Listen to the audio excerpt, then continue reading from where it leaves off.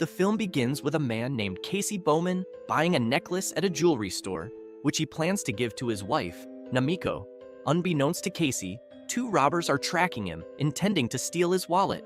The robbers corner Casey in an alley and plan to take his wallet. Not wanting any trouble, Casey hands over his wallet, but the robbers aren't satisfied. They demand the necklace he's holding, which angers Casey. He effortlessly defeats the two men and returns home. Upon arriving home, he presents the necklace to Namiko, who is pregnant with their first child. Namiko is delighted with the gift from her husband. That night, craving chocolate, Namiko asks her husband to buy some immediately. Casey, being an understanding husband, goes to the supermarket to purchase the chocolate. As he is about to pay, he realizes his wallet is missing. He rushes back home. Meanwhile, someone breaks into Namiko's residence, planning to kill her. Upon returning, Casey is horrified to find his wife murdered, with 2 X marks on her neck.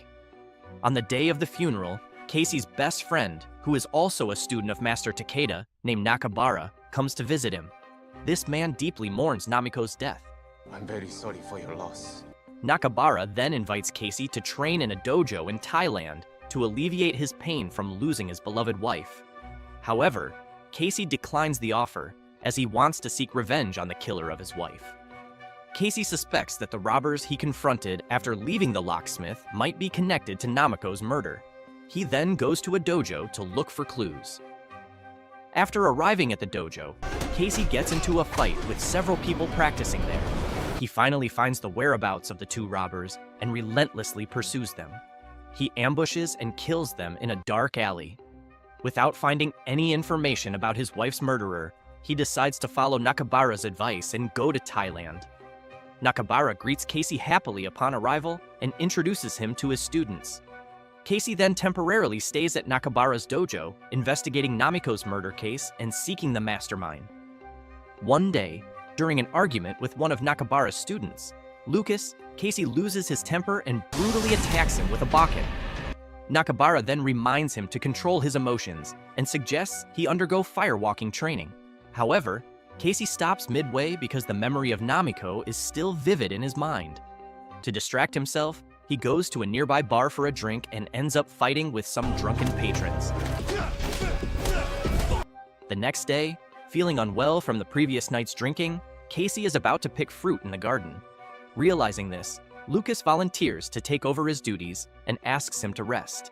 Casey thanks Lucas and immediately returns to his room. He sleeps restlessly, as if his trained instincts are warning him of impending danger.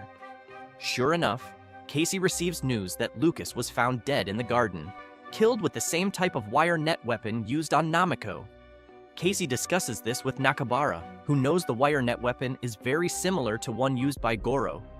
Nakabara then reveals to Casey that his father, along with Master Takeda and a man named Isamu, were the 3 best students of the Koga dojo. After their teacher's death, Isamu challenged Takeda to rule the dojo. Takeda successfully killed Isamu in the battle and was appointed as the master of the dojo. Isamu's brother, Goro, witnessed the fight and vowed to avenge his brother's death, even if it took 3 generations. Currently, Goro is the leader of one of the largest drug trafficking groups in Myanmar. Nakabara then urges Casey to return to the United States, as being Takeda's son-in-law has made him a target for Goro. Instead, Casey asks Nakabara to help him find Goro, who is so well protected in Myanmar that even the authorities bow to him. Nakabara then gives Casey an old map of Myanmar from World War II that his father had, marked with a location where ninja weapons are buried. After thanking Nakabara, Casey immediately heads to Myanmar, where he meets a very friendly taxi driver named Mike, who drives him to an inn. Casey begins to prepare everything, including various ninja weapons and deadly poisons. That night, with Mike's help, Casey manages to find a bar frequently visited by drug dealers. As he sits alone drinking, a man approaches him and hands him something. Wanting to find information about Goro, Casey follows the man. There, he mentions Goro's name, which makes the man look suspicious and call his friends to join forces against Casey.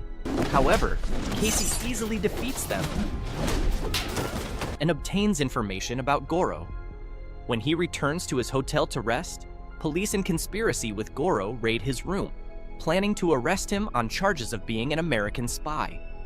Casey tries to escape, but due to the overwhelming number of armed police, he is quickly subdued and taken to prison. In prison, he endures various forms of torture by the police, but then he pretends to be unconscious, making the police stop their torture. As Casey is about to be put into a cell, he wakes up, beats up the police escorting him, and steals their clothes. Now disguised as a police officer, Casey attempts to sneak out of the prison, but before doing so, he manages to get information from a police officer about Goro's whereabouts, who says Goro is hiding in the center of a forest. Once out of prison, Casey again seeks Mike's help, who takes him to the forest where Goro is hiding. Goro's patrol has already been informed of Casey's arrival. Casey then engages them in battle, successfully killing all of Goro's men and taking their weapons. As Casey ventures deeper into the forest, he finally finds the grave of the Japanese soldier referred to by Nakabara. He then arms himself with a box filled with ninja weapons, which is buried under a wooden tombstone marked with the Nakabara clan symbol. After preparing everything, Casey continues his journey and manages to find Goro's hideout.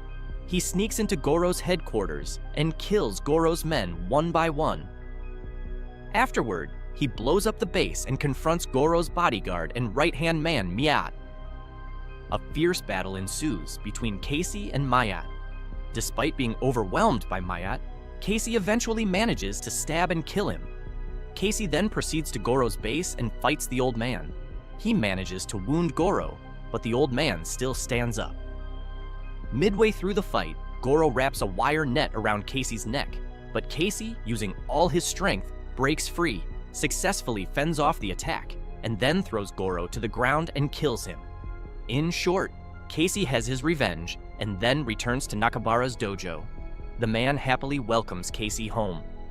While they are chatting, a delivery man comes to see Nakabara. Casey then realizes that the emblem on the delivery man's knife is exactly the same as the one on the emblem of the robbers who had mugged him in Japan. Actually, Nakabara is the murderer of Namiko and Lucas. Nakabara turns out to be a drug dealer who intentionally uses Casey to eliminate the Goro cartel to monopolize the drug trade in Southeast Asia. Nakabara then gives Casey the choice to join him or die. Clearly, Casey does not want to align himself with the murderer of Namiko. The two eventually engaged in a fierce fight until Casey kicked Nakabara through a thin wall, revealing a room filled with ancient artifacts. They continued their gunfight inside the room, where Casey slashed Nakabara in the abdomen, and Nakabara stabbed Casey in the left shoulder with his wakizashi. Nakabara then charged at Casey, but Casey grabbed a wire net and wrapped it around Nakabara's neck, killing him. After Nakabara's death, Casey revealed Nakabara's true motives to a student named Hao at the dojo. Hao opened a package addressed to Nakabara, which contained drugs. Knowing Nakabara's actions would tarnish the dojo's reputation, Hao declared the incident never happened and thanked Casey for uncovering everything. After his revenge, Casey returned to Japan, threw Namiko's necklace into a swimming pool, and ended his ordeal.